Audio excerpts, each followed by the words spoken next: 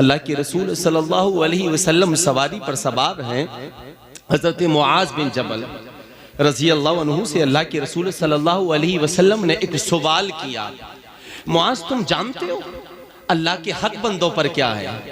तो हज़रत मुआज़ ने अर्ज की, अल्लाहु व रसूलुहु आलम, अल्लाह उसका रसूल ज्यादा जानने वाला है।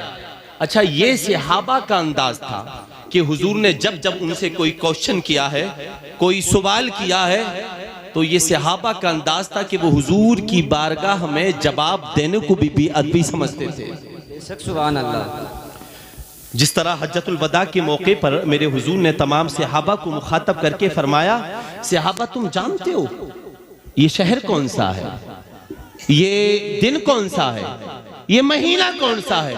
तो सब ने एकजुट होकर कहा, अल्लाहु व रसूलुहु आलम, अल्लाह उसका रसूल ज्यादा जानने वाला है।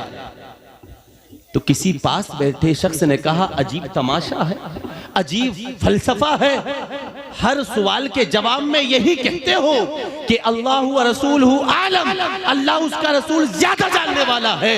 तुम में से किसको इस बात का इल्म नहीं था कि ये शहर मक्का है, ये दिन अरफे का है, ये महीना ज़िलहिज्जा का है?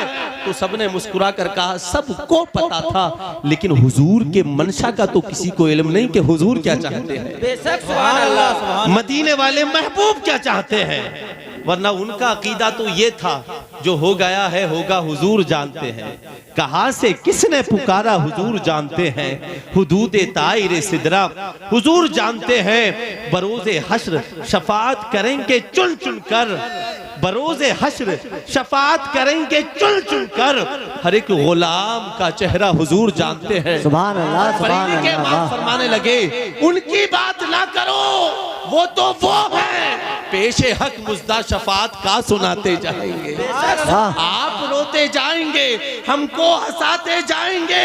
पावर की बात मत करो, उनकी पावर वो है, वुसाते दी है खुदा ने दामने महबूब को, जुर्म खुलते जाएंगे और वो छुपाते जाएंगे। बेशक सुभान अल्लाह, सुभान अल्लाह। छुपा रहे हैं लगातार मेरे ऐबों को, मैं किस कदर हूँ कमीना हुजूर जानते हैं, बरोज़े हश्र शफाअत करेंगे चुन चुन कर, हर एक गुलाम का चेहरा हुजूर जानते हैं।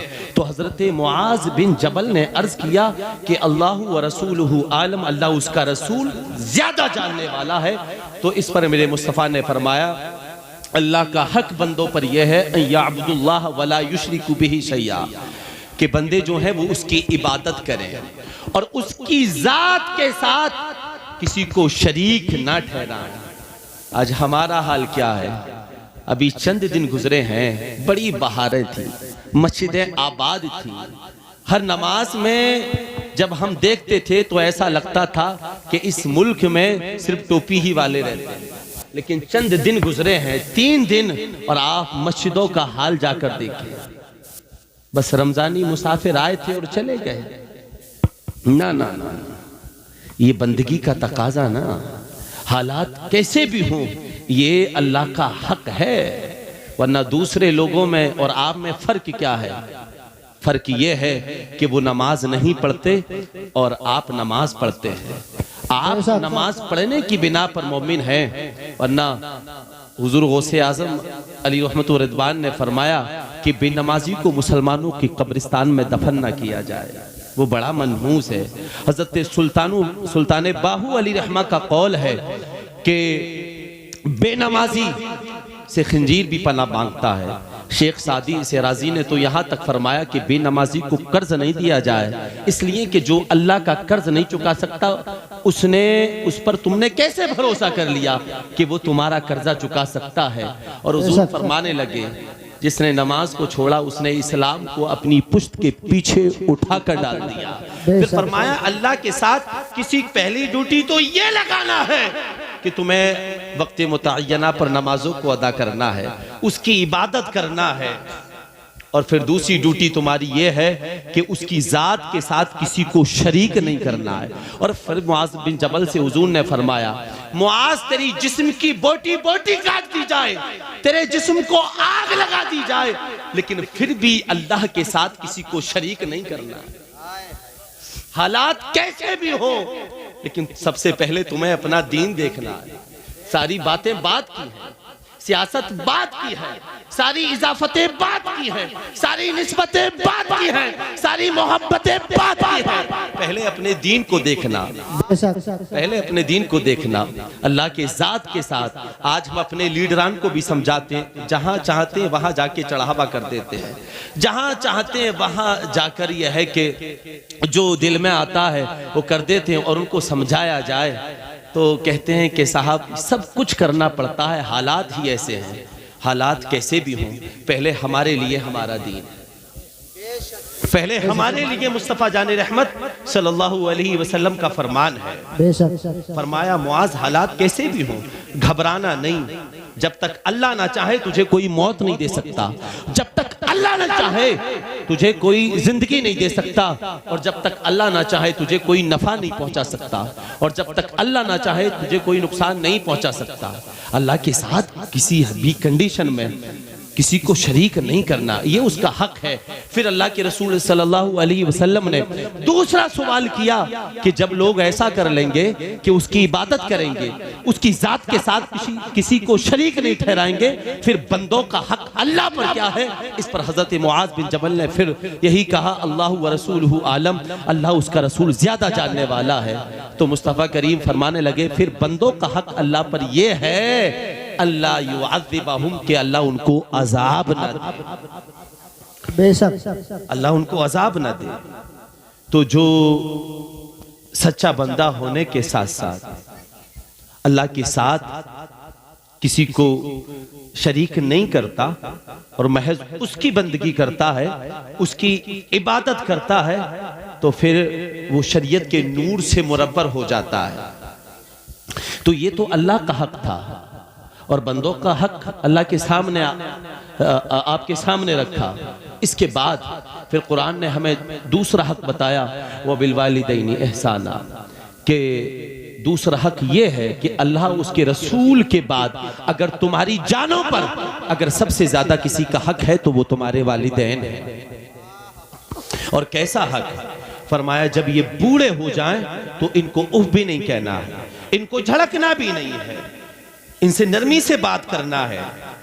और फिर फरमाया, यहाँ उलामा ने बड़ी खूबसूरत बात बयान की कि कभी कभी ऐसा होता है वालिदैन बूढ़े हो जाते हैं और फर्मा बरदार औलाद उनको हॉस्पिटल्स वगैरह ले जाती है। डॉक्टर कहता अब इनका कोई इलाज नहीं है, इनको घर ले जाओ और घर ले जाकर इनकी खिदमत करो। फर्मा बरदार औलाद उनको घर ले आती है और हाथों पर उठाकर पखाना कराती है, पेशाब कराती है। बसा औकात ऐसा भी होता है कि उनका पखाना पेशाब औलाद के हाथों में निकल जाता है, तो औलाद उस गलादत से बचाव के लिए उफ कहकर नाक पर कपड़ा रख लेती है।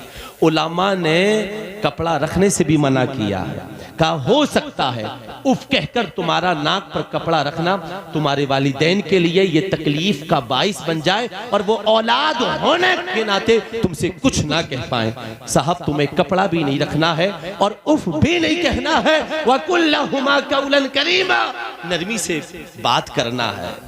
ये उनसे जाके पूछो कि जिनके पास 10 मंजिला मकान है, 10 फर्मे हैं, शौहर कहने वाले भी मौजूद हैं, अब्बा कहने वाले भी मौजूद हैं, लेकिन पूरे घर में अगर कोई मौजूद नहीं है तो फिर बेटा कहने वाला मौजूद नहीं, दस्ते शफकत रखने वाला कोई नहीं है।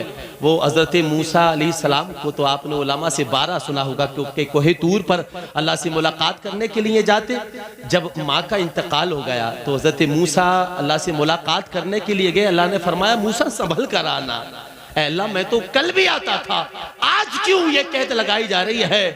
तो अल्लाह ने फरमाया मूसा कल जब तू आता था ना तो तेरी माँ मुसल्ला बिछा लिया करती थी और वो हाथ उठाकर अर्ज करती थी मौला मेरा बेटा बड़ा जलाली है, अगर खिलाफे अदब कोई बात कर दे तो मुआफ करना। मूसा आज दुआ करने वाली हमारे पास आ गई है, अब आना तो संभल के बात करना। इनकी कदर और कीमत ये क्या होते हैं ना, इनके जाने के बाद पता चलती है।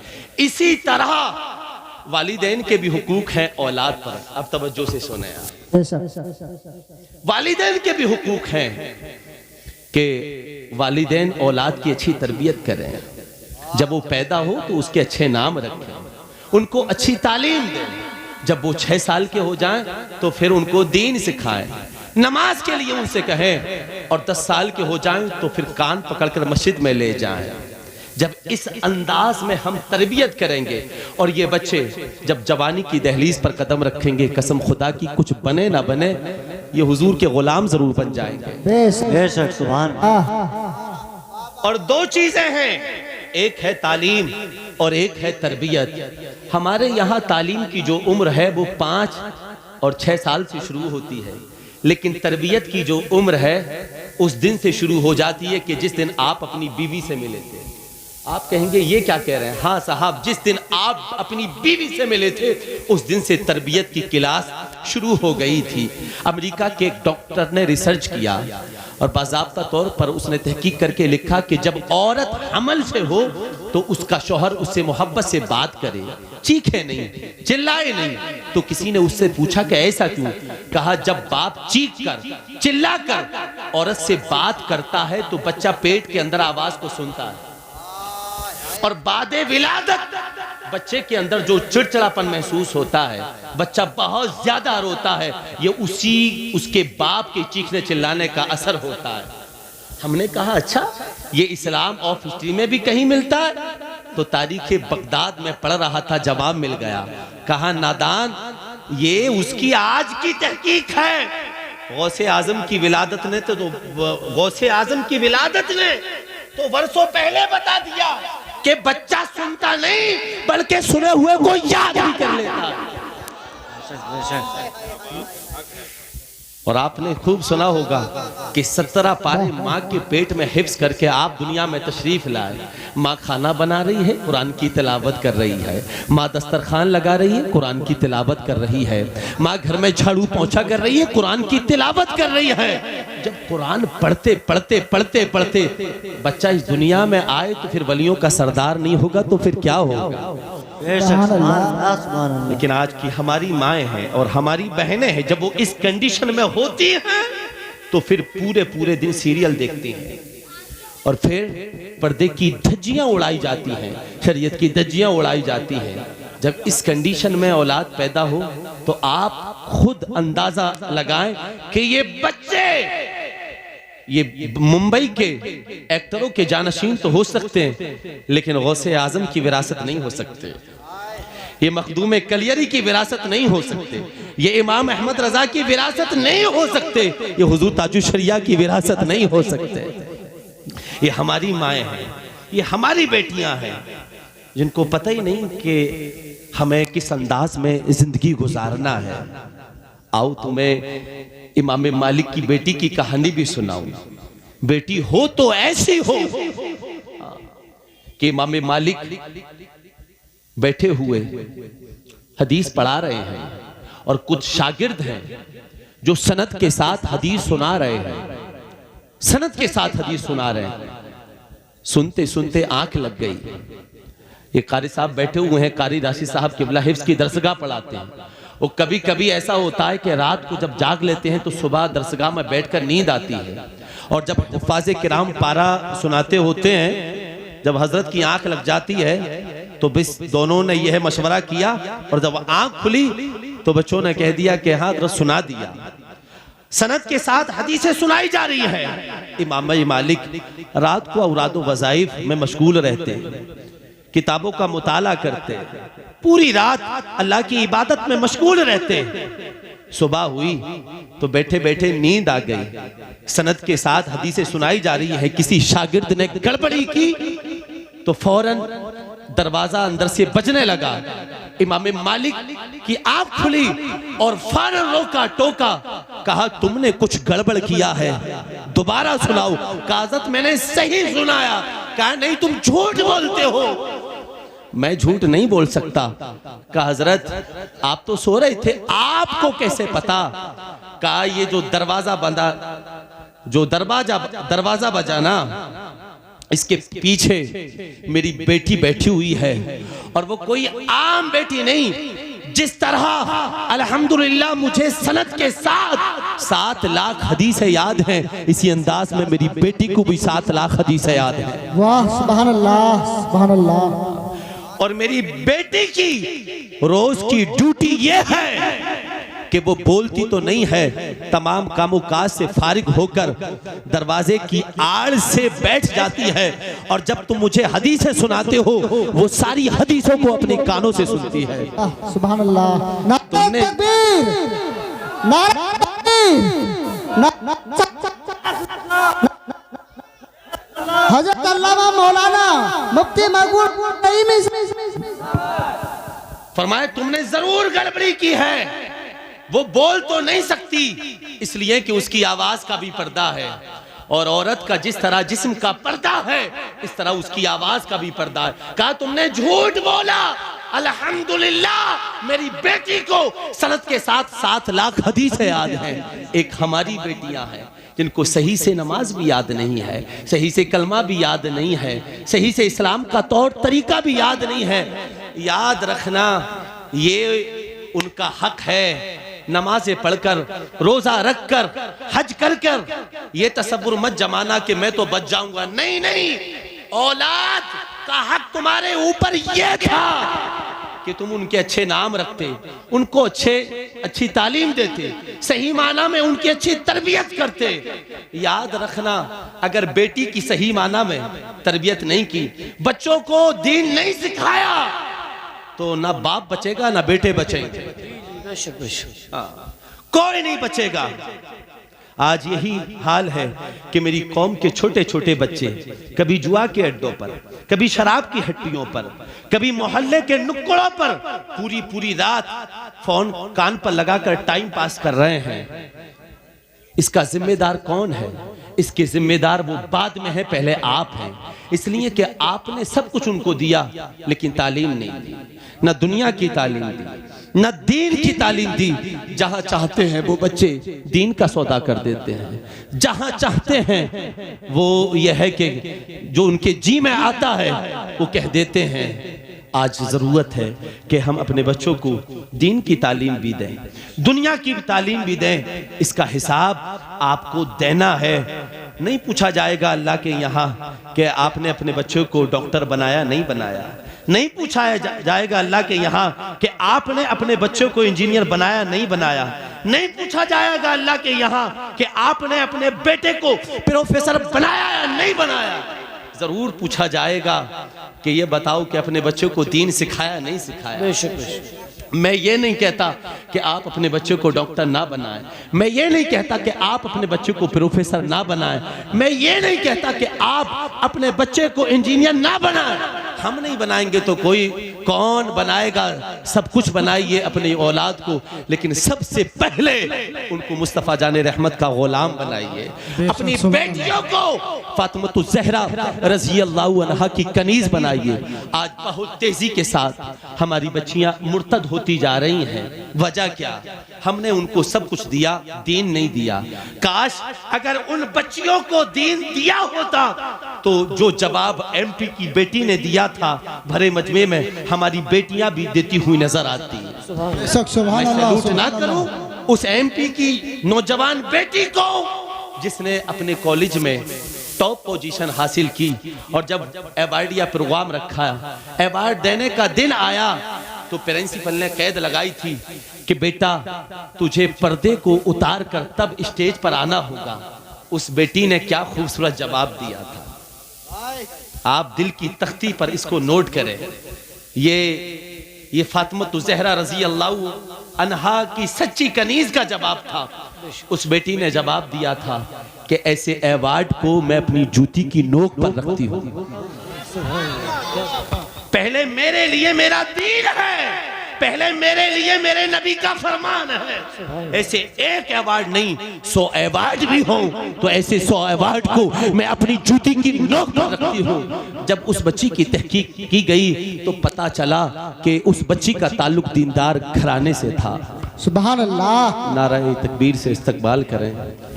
नारे तकबीर, नारे रिसालत, मज़हब इस्लाम, फैज़ान गौसे आज़म, उलमाए अहले सुन्नत, अल्लामा सैयद शबाहत मियां साहिब क़िबला। हज़रत अल्लामा सैयद शबाहत मियाँ साहिब क़िबला, हज़रत अल्लामा सैयद शबाहत मियाँ साहिब क़िबला, खतीबे अहले सुन्नत, औलादे गौसे आज़म, औलादे इमाम हुसैन, नारे तकबीर, नारे रिसालत।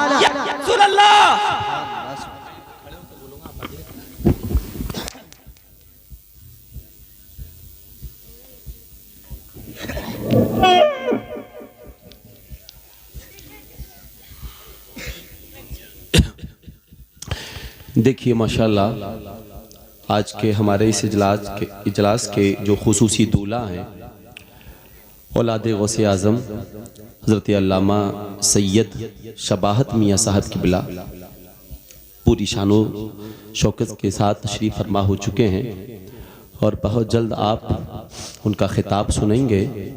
बस थोड़ी देर और मुझे सुन लें। तो उसने बड़ा खूबसूरत जवाब दिया कि पहले मेरे लिए मेरे मुस्तफ़ा का फरमान है, पहले मेरे लिए मेरा दीन है। पता चला कि उस बच्ची का जो ताल्लुक था वो दीनदार घराने से था। ये हिम्मत, ये जुर्रत दीनदार होने की बिना पर उसको हासिल हुई है। जाहिर सी बात है जब हम बचपन में इन बच्चियों की सही माना में तरबियत कर देंगे और अच्छी तालीम इनको दे देंगे तो ये कुछ बने ना बने, लेकिन जब ये जवानी की दहलीज पर कदम रखेंगी ये सैयदा फातिमा ज़हरा रज़ी अल्लाह अन्हा की सच्ची कनीज़ ज़रूर बन जाएंगी, ये तुम्हारी फर्माबरदार ज़रूर बन जाएंगी, ये कभी दीन का सौदा नहीं करेंगी। जब हम रोते हुए होते हैं और पता चलता है कि फला जगह इतनी बेटियां मुर्तद हो गईं, इतनी बेटियां मुर्तद हो गईं, तो सब वो बेटियां होती हैं कि जिन्होंने दीन को फरोग नहीं दिया, दीन नहीं सीखा। कोई अगर दीनदार बेटी हो और वो किसी बदमज़हब के बिस्तर की जीनत बनी हो तो सामने लेकर आए, ना ना ना, वो सब कुछ कर सकती है लेकिन हुजूर के फरमान का सौदा नहीं कर सकती है। तो आज बहुत ज़रूरत है कि हम अपने बच्चों को दीन की तालीम भी दें और दुनिया की तालीम भी दें। दोनों तालीम हमारे लिए ज़रूरी है, इसलिए कि महज दुनिया भी तालीम देकर तब भी गुजारा नहीं हो सकता और सिर्फ दीन की तालीम देकर तब भी गुजारा नहीं हो सकता। बस इतना फ़र्क है कि दुनिया हासिल करके बनने वाला डॉक्टर वो किडनी चोर हो सकता है, लेकिन दुनिया के साथ दीन हासिल करके बनने वाला डॉक्टर वो कभी किडनी चोर नहीं हो सकता। दुनियावी तालीम हासिल करके बनने वाला वकील वो नाजायज मुकद्दमात की पैरवी कर सकता है, लेकिन जिसने दीन को हासिल किया हो वो कभी नाजायज मुकद्दमात की पैरवी नहीं कर सकता। दुनियावी तालीम हासिल करके बनने वाला जज वो यह गलत फैसले सुना सकता है, लेकिन जिसने दीन हासिल किया हो वो कभी गलत फैसले नहीं सुना सकता। दुनिया हासिल करके बनने वाला फौजी वो मुल्क की सरहद पर खड़ा होकर इस मुल्क का सौदा कर सकता है, लेकिन जिसने दीन को हासिल किया हो वो कभी सौदा नहीं कर सकता।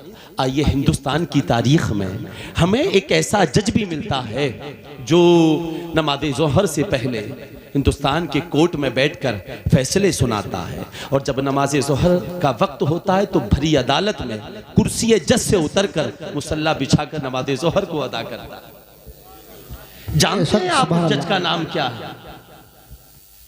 जो पढ़ा लिखा तबका है, शायद हो किसी के इल्म में हो, नाम है अल्लामा फजल खैराबादी, जिन्होंने इस मुल्क की आजादी के लिए सबसे पहला फतवा दिया। मुकद्दमा कायम कर दिया गया, कटघरे में खड़े हैं। जिस जज के पास हजरत का मुकद्दमा था वो जज कोई और नहीं, अल्लामा फजल खैराबादी का शागिर्द था। उस्ताद कटघरे में खड़े हैं, शागिर्द के हाथ में कलम है।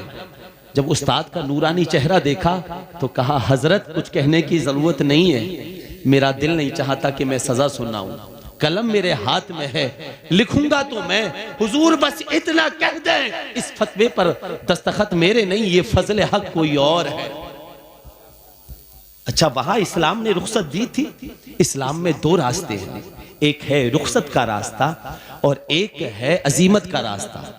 रुखसत का रास्ता यह है कि जहां जान जाने की नौबत आ जाए तो इस्लाम ने हमें छुट्टी दी है कि आप यह है कि रुखसत की राह को इख्तियार कर लो, जान बचा लो। कहीं बदमज़हबों के झुंड ने घेर लिया हो और वो अपना नारा लगाने पे मजबूर कर रहे हो तो इस्लाम कहता है जान तो बड़ी प्यारी है, लगा दो लेकिन जान बचा लो। दूर दूर तक खाने के लिए कुछ ना हो और फिर जान जा रही हो तो इस्लाम कहता है जान बड़ी प्यारी है, बचा लो, मुर्दार खा लो। पीने के लिए कुछ नहीं हो तो इस्लाम ने हमें रुखसत दी कि हराम मशरूब पी लो लेकिन जान बचा लो। लेकिन अजीमत की राह यह है जान जाए तो जाए, कलमाए कुफरिया जबान पे ना आए। जान जाए तो जाए, हराम मशरूब लबों के करीब भी नहीं आए। जान जाए तो जाए, मुर्दार का लुकमा तुम्हारे पेट में ना जाए। क्या बात है, क्या बात है। और इतना याद रखना, अहले रुखसत मुक्तदी तो बन सकते हैं, अहले अजीमत हमेशा मुक्तदा बनते हैं। जिस तरह मैं उस जयपुरी नौजवान को सैल्यूट ना करूं कि जिसको बदमज़हबों के झुंड ने घेरा, अपना नारा लगाने पे मजबूर किया, लेकिन उस बच्चे ने जान दे दी। अजीमत की राह को, वहां रुखसत थी उसके लिए, लेकिन अजीमत की राह को इख्तियार करके हमेशा हमेशा के लिए शोहदा की फहरिस्त में अपना नाम दर्ज करा लिया। तो कहा कि हजरत बस इतना कह दें। कहा बेटा झूठ बोलकर जान तो बच जाएगी लेकिन फतवे की अहमियत खत्म हो जाएगी। मौत को तो आज भी आना है, कल भी आना है, आज मुकद्दमे है तो आज आ जाएगी। अंग्रेजों से इस वक्त हमारे लिए जिहाद करना फर्ज है। जो कह दिया वो कह दिया, अब सब कुछ हो सकता है लेकिन हिंदुस्तान का सौदा नहीं हो सकता। ये है इल्मे दुनिया के साथ इल्मे दीन हासिल करने वालों की सोच। और आज भी अगर हाई कोर्ट और सुप्रीम कोर्ट की कुर्सियों पर अगर इल्मे दुनिया के साथ साथ इल्मे दीन हासिल करने वाले लोग बैठे हुए हैं तो फैसला फिर बराबर होगा, किसी के साथ नाइंसाफी नहीं होगी। आप सोच देखें, आज जाहिर अफसोस होता है, लोग कहते हैं साहब हम क्या करें, कुछ नहीं करना है। मैं बस एक ही जुमला कहता हूं कि मुसलमानों अगर तुम्हें आज मजबूत होना तो अपने इदारों को मजबूत करो और अपने बच्चों को दोनों तालीम दो। आज बिल्कुल सोच अलग है, दीनदारी को इतना हल्का समझ लिया, इतना हल्का समझ लिया, कोई है तो वो दुनिया की तरफ भाग रहा है। और फिर दीनदारी की बात की जाए तो फिर लोग कहते हैं कि साहब दीन पर चलना तो बड़ा मुश्किल है, बड़ा मुश्किल है। अगर नमाजों की तरफ बुलाया जाए तो कहते हैं कि दीन पर चलना बड़ा मुश्किल है। रोजों की तरफ बुलाया जाए तो कहते हैं दीन पर चलना बड़ा मुश्किल है। जलसों में बुलाया जाए तो कहते हैं दीन पर चलना बड़ा मुश्किल है। ये कोई मुश्किल नहीं, मुश्किल तो इमाम हुसैन के लिए था, मुश्किल तो हजरत अम्मार बिन यासर के लिए था, मुश्किल तो हजरत बिलाल के लिए था, जिनको मक्के की तपती रेत पर घसीटा गया, जिनके गले में रस्सा डालकर खचेड़ा गया, जिनके हाथ और पैरों में कीलों को ठोक दिया गया, लेकिन बिलाल है मुस्कुरा रहे हैं। तो किसी गुजरने वाले ने कहा अजीब तमाशा है, बिलाल वो तुम्हें तरह तरह की ईजा दे रहे हैं और तुम मुस्कुरा रहे हो।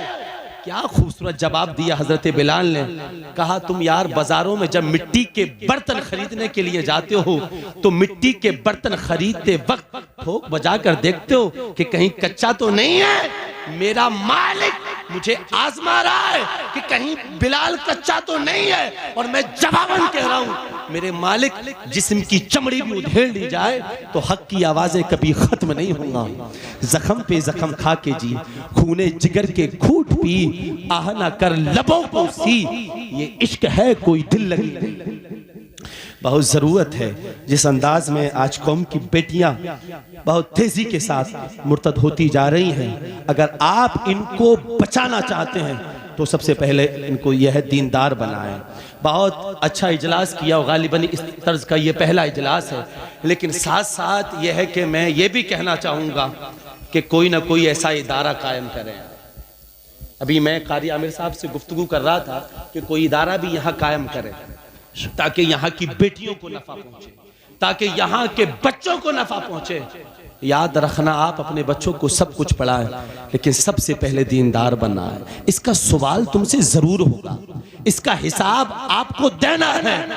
माशाअल्लाह पहले से इस बहपुरे में काफ़ी बदलाव है और आगे भी आपसे उम्मीदें वाबस्ता हैं कि इसी तरह आपने अपनी मेहनतों को जारी रखा और यहाँ पर कोई इदारा कायम किया तो इंशाअल्लाह फिर यहाँ से ऐसे फूल खिलेंगे कि जिसकी खुशबू से पूरा इलाका महकेगा। और इमाम साहब, मैं किसी की मुंह पर तारीफ नहीं करता, ये बड़े मेहनती हैं और ये कोई मुबालगा नहीं, ये इनकी मेहनत ही का तो असर है, वरना हम तो इस इलाके में पैदा हुए हैं, एक ज़माने से इस इलाके में आना जाना है। इस तरह का ये पहला जलसा है तो आप काबिल मुबारकबाद है, लेकिन इस जलसे से कहीं ज़्यादा ज़रूरत है इदारे की, इस जलसे से कहीं ज़्यादा ज़रूरत है अपने बच्चों को यह है कि आप दीन सिखाने की। और जब आपके यहाँ एक ऐसा इदारा होगा जिसमें दीन की भी तालीम होगी, दुनिया की भी तालीम होगी, तो फिर आपको किसी का दरवाज़ा खटखटाने की ज़रूरत नहीं है। चंद साल पहले पर्दे के नाम पर कौम की बेटियों को कर्नाटक के अंदर बाहर निकाल दिया गया। उस वक्त एहसास हो रहा था कि काश उस वक्त उस जमीन पर अगर कोई हमारा कॉलेज होता, हमारी यूनिवर्सिटी होती, तो किसी में इतनी हिम्मत नहीं कि हमारी बेटियों को फिर हमारे स्कूल से निकाल सके। लेकिन किसको अपना दुखड़ा सुना है, ये तो एक दिल का दर्द है। आज तुम्हें बहुत ज़रूरत है कि अपने स्कूल बनाओ, अपने मदरसे खोलो और उनमें दोनों तालीम दो, चाहे वो दीन की तालीम हो और दुनिया की तालीम हो। जब यह है कि हमारे बच्चों के पास दीन की तालीम होगी और दुनिया की तालीम होगी तो फिर हमारी मस्जिदें भी महफूज हो जाएंगी और फिर हमारे मदरसे भी महफूज हो जाएंगे, हमारी खानकाहें भी महफूज हो जाएंगी और हम खुद भी महफूज हो जाएंगे। और जब तक आप तालीम को फ़रोग नहीं देंगे तो याद रखना, चौराहों पर खड़े होकर बकवास करने से मसले हल नहीं होते। हाँ, आप वही हो, आप कुरान खोल के देखो, आप तरक्की की बात करते हैं, कुरान खोल कर देखें आप, तो कुरान के अंदर आपको यह है कि अंबिया के नाम की सूरतें मिलेंगी। ये कोई कमाल नहीं है, लेकिन कुरान खोल कर देखेंगे तो एक सूरत आपको एक चूंटी के नाम से भी मिलेगी, सूरह अन-नमल। क्या मसला है कि उस चूंटी को इतनी फौकियत दे दी गई कि पूरी सूरत उसके नाम से उतार दी गई। चलो ये बात तो समझ में आती है कि अंबिया का बड़ा मकाम है, उनके नाम से सूरतें उतारी गई, लेकिन चूंटी के नाम से क्या मसला था? तो सुने आप, अल्लामा राजी ने इसको लिखा है। वो अभी मैंने तकरीर की इब्तदा में जो बयान किया कि हजरत सुलेमान का लश्कर गुजर रहा, उधर चूंटियों की मलका ने दूसरी चूंटियों से कहा, ओ चूंटियों अपने अपने बिलों में घुस जाओ, कहीं ऐसा ना हो कि बेखबरी में तुम्हारे सर कुचल दिए जाएं। इसलिए कि वो चूंटी जानती थी कि ये नबी का लश्कर है, ये बेखबरी में किसी के, ये जानबूझकर किसी के सर को नहीं कुचल सकता। बेखबरी में तो हो सकता है, लेकिन जानबूझकर, इस जानने की बिना पर क़यामत तक के लिए उस चूंटी को दूसरी चूंटियों की मलका बना दिया गया। और रब को वो अदा इतनी पसंद आई कि पूरी सूरत उस चूंटी के नाम से कुरान करीम के अंदर उतार दी गई, सिर्फ जानने की बिना पर। एक चूंटी दूसरी चूंटियों से मुमताज हो जाए। दो कुत्ते हैं साहब, एक कुत्ता वो कि जिसको सिखा दिया गया है और एक कुत्ता वो कि जो सीखा हुआ ना हो, लेकिन सीखे हुए कुत्ते का ज़बिया हलाल होता है, जात का कुत्ता है। दोनों कुत्ते हैं, दोनों कुत्ते क्वालिटी एक, सब कुछ है, लेकिन जिसको सिखा दिया गया हो, वो जो लोग पढ़ा लिखा तबका वो समझता है कि कल्बे मुअल्लिम और कल्बे गैर मुअल्लिम क्या होता है। वो कुत्ता जिसको सिखा दिया गया हो और फिर उसको किसी जानवर की तरफ भेजा जाए तो उसका ज़बिया हलाल होता है, और एक वो कुत्ता जिसको सिखाया ना हो तो उसका ज़बिया हलाल नहीं होता। जब कुत्ते कुत्तों से मुमताज हो रहे हैं, जब चूंटी दूसरी चूंटियों से मुमताज हो रही हैं, किस बिना पर? इल्म की बिना पर, तालीम की बिना पर। साहब, आप तो अशरफुल मखलूक, आप तो हुजूर के गुलाम हैं, तो आप मुमताज नहीं हो सकते? सब कुछ हो सकते हैं। आज तालीम की जरूरत है। और हैरत है मुझे, जिस कौम को सबसे ज्यादा पढ़ने का हक था, जिस कौम की मजहबी किताब का सबसे पहला शब्द यह था कि इक़रा पढ़िए, आज वही कौम तालीम के मामले में सबसे पीछे, सबसे पीछे है। हाँ, और जब जो समझदार तबका है इल्म की तरफ रग़बत दिलाए तो लोग उनको नजरअंदाज करते नजर आते हैं। जो समझदार तबका वो कहते हैं कि चलो अपने इदारे बनाओ, तो लोग उन पर हंसते हैं। याद रखना, हंस लो, लेकिन लोग अभी भी हंस रहे हैं और एक दिन वो आएगा, अगर तालीम को फरोग नहीं दिया ना तो ये पूरी दुनिया तुम पर हंसेगी। अगर तुम चाहते हो, और इतना याद रखना, बदमज़हबों से लड़ने का अगर इस वक्त सबसे बड़ा कोई हथियार है वो तालीम है। और अपने बाप को तो पढ़ो। फरिश्तों को तुम्हारे बाप के आगे क्यों झुकाया गया? सिर्फ इस बिना पर कि वो अस्मा जो हजरत आदम, जिनका इल्म हजरत आदम को था, उनका इल्म फरिश्तों का नहीं था। इसी बिना पर एक मुजस्समा खाकी के सामने हजारों साल के आबिदों को झुकाकर बता दिया गया कि मुसलमानों, अगर दुनिया की बातिल ताकतों को अगर तुम अपने कदमों में झुकना देखना चाहते हो तो अपने बाप हजरत आदम के इल्म के सच्चे वारिस बन जाना। दुनिया तुम्हारे कदमों में झुकती नजर आएगी अगर तुम चाहते हो कि दुनिया तुम्हारे कदमों में झुके। आज आप देखें, फिलिस्तीन की लड़ाई आपके सामने है और उनकी तादाद कितनी है? आटे में नमक सिर्फ नमक के बराबर, लेकिन चंद यहूदी, मुट्ठी भर यहूदी पूरी दुनिया को परेशान कर रहे हैं। क्या मसला है? कौन सा ऐसा उनके पास हथियार है? तालीम का हथियार। हमें फरोग देना था तालीम को, उन्होंने तालीम को फरोग दिया। कहां से कहां तक पहुंच गए? तुम कुछ भी नहीं कर पा रहे हो और पूरी दुनिया के लोगों को उन्होंने यह है कि चने चबा दिए, कोई कुछ नहीं बिगाड़ पा रहा उनका। क्या है तालीम? हालांकि कुरान ने हमसे कहा था सबसे पहला कि एक आप पढ़िए, और इसी पढ़ने को हमने अपनी पुश्त के पीछे उठा के डाल दिया। तो बगैर तालीम के किसी मसले का हल नहीं है। इसलिए उर्दू नजीब मिल्लत कहते हैं कि आधी रोटी खाइए, अपने बच्चों को पढ़ाइए। लोग कहते हैं कि साहब हमारे पास इतना पैसा नहीं। ये झूठ है, ये मक्कार। ये किसने कहा कि ईद पर 4-4 जोड़े बनाइए? एक जोड़ा बना लीजिएगा। अगर उसकी भी हैसियत नहीं है तो बॉक्स में से पुराना निकाल कर धोकर प्रेस कर पहन लीजिएगा, लेकिन अपने बच्चों को पढ़ा लीजिएगा। किसने कहा कि 1,000 रुपए सिगरेट में तबाह करिए, वो बचा लीजिएगा, लेकिन अल्लाह के लिए अपने बच्चों को पढ़ा लीजिएगा? किसने कहा कि 1,000 रुपए के गगन गुटका कमल पसंद खाइए, खुदा के लिए वो बचा लीजिएगा, लेकिन अपने बच्चों को पढ़ा लीजिएगा, अपनी बेटियों को पढ़ा लीजिएगा।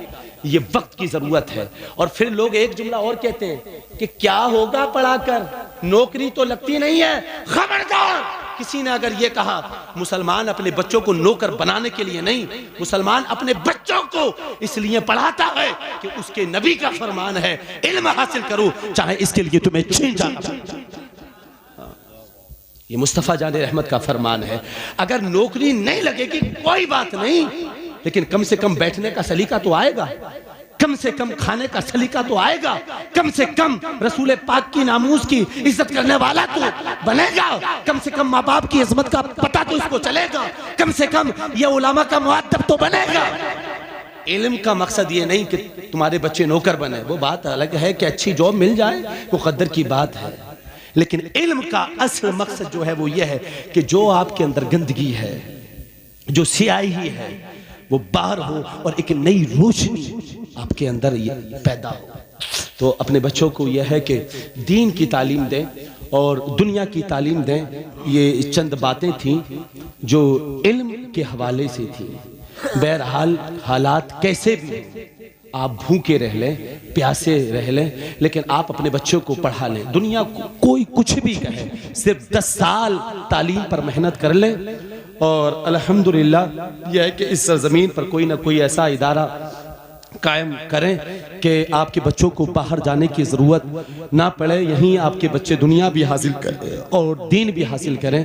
मेरे कहने में, आपके सुनने में बतक़ादाए बशरियत जो अगलात हो गए हों, मैं अल्लाह की बारगाह में दिल से अरीज़ा पेश करता हूँ कि मौला मेरे बोलने में, आपके सुनने में सहबन कसदन आमतन जो अगलात हो गए उन सबको मुआफ़ फरमाकर हमारी इस गुफ्तगू को तमाम नकाई से पाको साफ फरमाकर शफ़े क़बूलियत अता फरमाए।